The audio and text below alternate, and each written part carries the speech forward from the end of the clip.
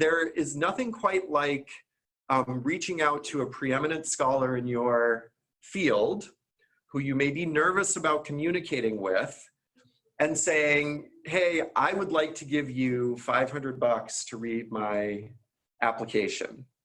And then all of a sudden, you know, you've generated this connection, and, you know, $500 to the preeminent scholar is probably not a lot, but like everybody likes $500. You know, they become familiar with your research, you know, you end up getting their engagement and interaction.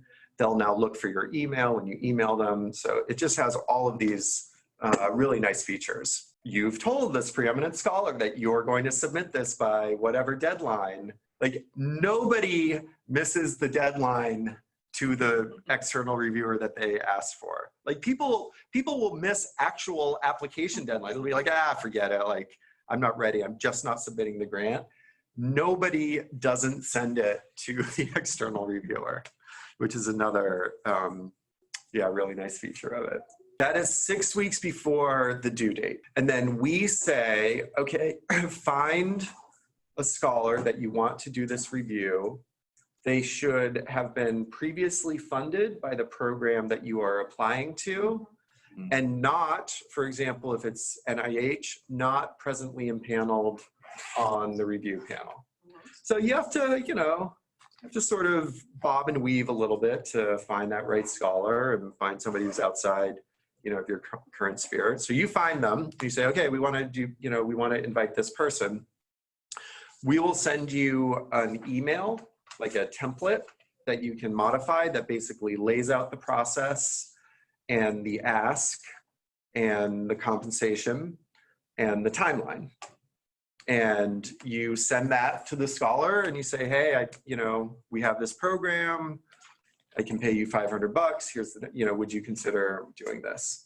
I think every single time somebody has asked this, the reviewers have said yes. I don't think anybody has said, no, I don't want to do that, or even I can't do it. We submit it to them 6 weeks ahead of time.